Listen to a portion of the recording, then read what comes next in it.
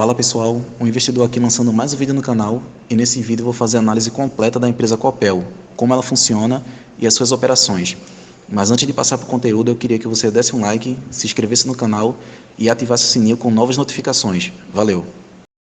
Primeiramente, a Copel é uma empresa que trabalha no setor de energia elétrica e também ela é controlada pelo governo do estado do Paraná. Então a Copel é considerada empresa pública. E ela atua no setor de geração, transmissão e distribuição de energia.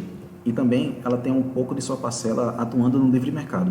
Então, começando com a geração, que é no caso o momento que a empresa produz energia elétrica, a gente tem aqui na imagem um exemplo de uma usina hidrelétrica, que ela usa a força dos rios para produzir energia elétrica. Então, basicamente, o que acontece é que, de acordo com a correnteza dos rios, ou seja, a força que a água gera, essa água ela empurra certas pás e essas pás giram rotores e esses rotores produzem energia elétrica. Então a gente pode ver nesse gráfico que 81% da geração da Copel é proveniente de energia hídrica ou hidrelétrica, 6% de energia térmica e 13% proveniente de energia eólica, que é a energia dos ventos. E partindo agora para a transmissão, que é a segunda forma de receita da Copel, eu coloquei aqui na figura a imagem de uma torre de transmissão, que a partir do momento que a energia é gerada, ela precisa ser transmitida, e essa transmissão ocorre por meio dessas torres de transmissão. Então coloquei aqui um panorama atual da Copel, que mostra que a Copel tem cerca de 3.638 km de linha de transmissão próprias.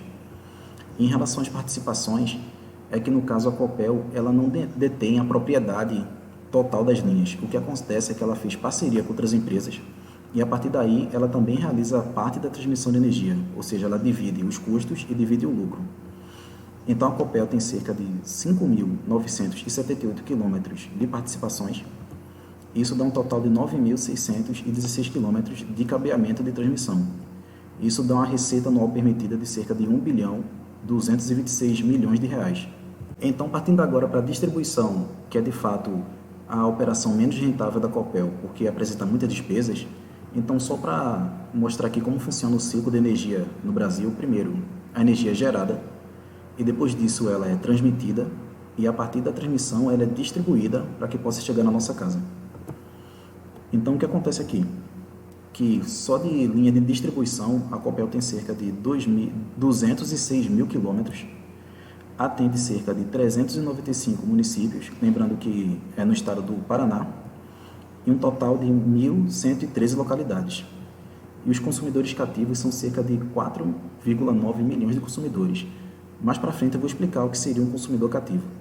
E finalmente chegando na última forma de obtenção de receita da Copel, que é o livre mercado. Essa operação é bem menor que as outras três, mas de qualquer forma é dinheiro entrando na empresa. Então o que é o livre mercado? Nós como consumidores somos considerados consumidores cativos. Por quê? Porque a gente só pode obter fornecimento de energia de um fornecedor. Então, o que acontece geralmente conosco? Nós pagamos a nossa conta de energia e a concessionária de energia fornece a energia elétrica. Então, o que acontece com o consumidor livre é que ele pode obter essa energia de vários fornecedores diferentes. E geralmente é um consumidor livre aquele que tem um consumo maior de energia. Uma indústria, por exemplo, ela pode comprar energia de vários fornecedores diferentes. Então, aqui a gente pode ver a quantidade de clientes e contratos que a Copel tem. Então a gente pode ver que de junho de 2017 até agora, cerca de 6 anos depois, a Copel multiplicou bastante a quantidade de seus consumidores livres. Então, como já foi comentado, como funciona a operação da Copel, vou passar agora para os resultados da empresa. Então a gente pode ver que o EBITDA consolidado subiu em cerca de um ano, porque no meio do ano de 2021 era cerca de 1 bilhão e 300 milhões de reais.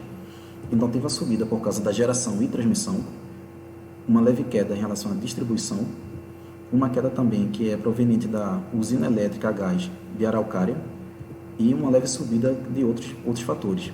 Então a EBITDA ajustado subiu e agora é cerca de 1 bilhão e 500 milhões de reais. E continuando, falando agora do lucro da empresa, a Copel fechou o segundo trimestre do ano passado com cerca de 1 bilhão de lucro.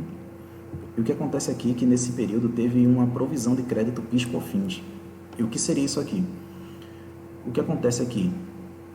As empresas de energia elétrica ganharam através de ação judicial que o PIS/COFINS, que são tipos de impostos, não serão mais cobrados para as empresas. Então, o que acontece? A Copel, por exemplo, ela não vai precisar mais repassar PIS/COFINS para a União. Mas o que deveria ter sido feito é que esse repasse também deveria ser repassado ao consumidor. Então, o que aconteceu? A Copel, ao invés de passar essa diminuição de tarifa para o consumidor, ela guardou para ela. Então, o que acontece é que agora a Copel precisa repassar todo esse valor de imposto para o consumidor, ou seja, vai diminuir um pouco na conta de energia. Então, esse resultado aqui impactou negativamente a empresa em cerca de 811 milhões de reais, além do resultado financeiro, que pode ter sido em relação a pagamento de dívidas, de cerca de 1 bilhão e 200 milhões de reais, e isso resultou no prejuízo de 522 milhões de reais. Agora, vale a pena também considerar que, se não tivesse acontecido essa situação do PIS/COFINS, a empresa teria um lucro de cerca de 600 milhões de reais, que também seria menor do que o mesmo período do ano passado. E passando agora para a dívida da empresa, porque é necessário saber se a empresa é capaz de se manter, mesmo com suas dívidas, ou seja, se ela consegue manter sua operação e continuar se expandindo, mesmo precisando pagar suas dívidas. Então, a gente pode ver que, em 2017, a dívida líquida ajustada era cerca de 8,6 bilhões de reais, e agora, no fechamento do segundo TRI de 2022, é cerca de 9 bilhões de reais. Então, o que acontece aqui? De fato, o valor da dívida subiu, porém, a dívida em relação ao EBITDA em 2017 era cerca de 3,1 e agora é cerca de 1,3. O que é que isso mostra? Que em 2017 a empresa precisaria de cerca de 3 anos de operação, ou seja, 3 vezes o EBITDA para poder pagar sua dívida. E o que acontece é que agora a empresa precisa de apenas um pouco mais de 1 ano de EBITDA, de lucro operacional, para poder pagar sua dívida. Então, dessa forma, mesmo que a dívida tenha subido de valor, ela está mais controlada porque a empresa conseguiu lucrar de forma melhor. Então, o que acontece aqui, nesse gráfico também mostra como funciona a dívida da empresa, porque a gente pode ver que 72% são debêntures e notas promissórias, e a outra parcela é do BNDES, que é empréstimo, e também do Banco do Nordeste. E também a gente pode ver aqui qual o percentual da dívida e qual o indexador dessa dívida. Ou seja, as dívidas que compõem todo o endividamento da Copel tem como indexador o IPCA, o CDI e o TJLP. Então, o que acontece? Que se o IPCA e o CDI subir, o percentual da dívida da Copel também vai subir. Então, continuando aqui a questão da dívida, a gente pode ver o caixa da empresa, que é cerca de 2,6 bilhões de reais. Então, o que a gente pode ver daqui? Que esse caixa é suficiente para pagar toda a dívida em relação a 2023 e 2024 da empresa. Mas um ponto de atenção aqui é em 2025 e 2026, porque a dívida nesses anos passam de 2 bilhões de reais. Então é necessário que a Copel melhore a sua operação para que aumente o seu caixa e assim consiga saldar essa dívida de forma confortável. Então a gente pode ver também que em 2027 a dívida está um pouco mais controlada e a partir de 2028 a empresa tem cerca de 3,1 bilhões de reais. Só que é importante lembrar que essa dívida não é apenas em 2028, é de 2028 para frente. Então, nesse ponto, a Copel está com a dívida um pouco mais controlada. E como a Copel está se preparando para saldar essa dívida? Através de investimentos.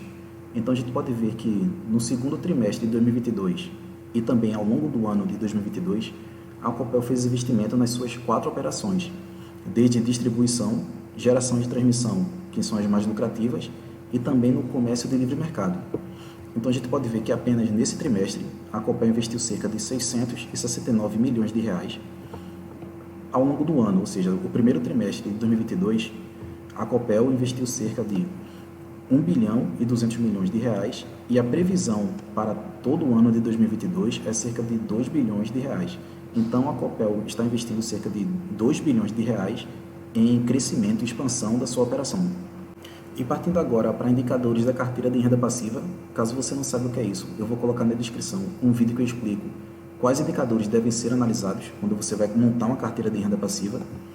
Então a gente pode ver que o dividend yield da Copel é cerca de 16,78%.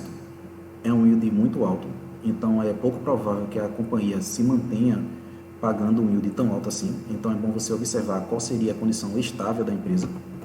O preço-lucro é cerca de 5,7. O preço sobre o valor patrimonial é cerca de 0,93. Isso mostra que a empresa está sendo negociada um pouco abaixo do valor de patrimônio dela. O preço sobre EBIT é cerca de 4,06. Por que a empresa não considerou EBITDA nesse caso? Porque o EBITDA é o lucro antes de você retirar impostos, amortização e depreciação. O EBIT é o lucro antes de você tirar a questão de amortização.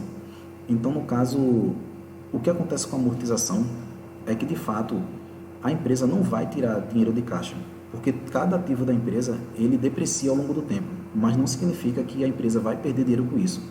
Mas, contabilmente, a empresa precisa relatar essa depreciação.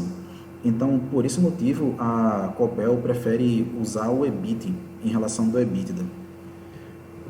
O valor patrimonial da ação é cerca de R$ 7,53 e o lucro por ação é cerca de R$ 1,22.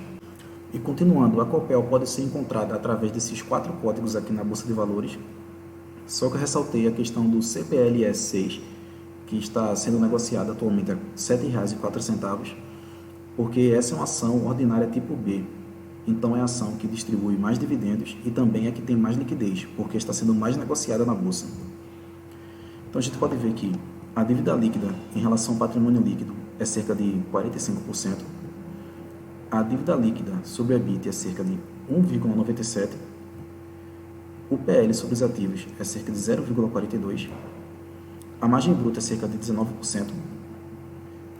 É um ponto a observar aqui, a margem bruta é um pouco menor do que geralmente você encontra nas empresas de transmissão, porque a Copel trabalha com geração e também distribuição, então a margem é um pouco menor que se fosse puramente transmissão. A margem EBITDA é cerca de 19,24%, o ROI, que é o retorno sobre o patrimônio líquido, cerca de 16,24%, e o crescimento da receita nos últimos 5 anos foi cerca de 12,85%, e o crescimento dos lucros foi cerca de 30,15%. Então esse é um ponto bem interessante, porque mostra que a empresa está expandindo sua receita e, consequentemente, expandindo seu lucro. Então isso mostra que a receita está subindo à medida que a despesa está caindo. Em relação ao payout, a gente pode ver aqui no gráfico que em 2022 está como se a empresa não tivesse pago nada, mas isso não é verdade. Provavelmente o site ainda não atualizou os resultados. Então a gente pode ver aqui em relação a 2017 a 2021 o payout da empresa. Então o payout está sempre abaixo de 70% e 2020 e 2021 chegou em cerca de um pouco mais de 60%. Então esse ainda é um payout confortável, por quê? Porque a empresa, de fato, destina uma boa parte dos seus lucros para a distribuição de proventos, porém a outra parte ela mantém e continua expandindo e aumentando a operação dos seus negócios. E por fim, a questão de dividendos, a gente pode ver que a Copel pagou cerca de 1 bilhão e 300 milhões de reais de dividendos em relação ao primeiro semestre de 2022. Isso dá um total de 51 centavos por ação preferencial classe B, que é a CPL6 que eu havia falado, que eu tinha feito uma análise. Então, a data de posição com direito é dia 29 de abril de 2022, ou seja, se você quisesse ter direito a receber esse dividendo, teria que ter comprado a ação antes do dia 29. E a data do pagamento foi dia 30 de junho de 2022. E também a Copel distribuiu cerca de 283 milhões de juros sobre capital próprio. Isso também dá um total de 10 centavos por ação, CPLS 6. A Datacom era dia 30 de dezembro de 2021. Então isso representa o final do trimestre do ano passado. Esse dividendo aqui representa a distribuição em relação a 2021. E a data de pagamento também foi dia 30 de junho de 2022. Agora a diferença é que na questão do juros sobre capital próprio existe um pagamento de imposto de renda de cerca de 15%. Então, quando você recebe juros sobre capital próprio, sempre tem um desconto de 15% no imposto de renda. Então, se a gente for ver aqui a distribuição de proventos da Copel ao longo dos anos, a gente vai ver que em 2021 a empresa distribuiu cerca de R$ 1,30. Então é importante você observar que Isso foi um resultado extraordinário e não recorrente. Então, caso você decida comprar, lembrando que esse vídeo não é recomendação de compra, é necessário entender que a Copel não costuma distribuir cerca de R$ 1,30 de dividendos por ano. Então é isso, pessoal. Espero que vocês tenham gostado do vídeo. Caso você tenha alguma crítica construtiva, comenta lá embaixo que eu vou te responder. E eu queria também pedir para que você desse um like, se inscrevesse no canal e ativasse o sininho com notificações para novos vídeos. Valeu!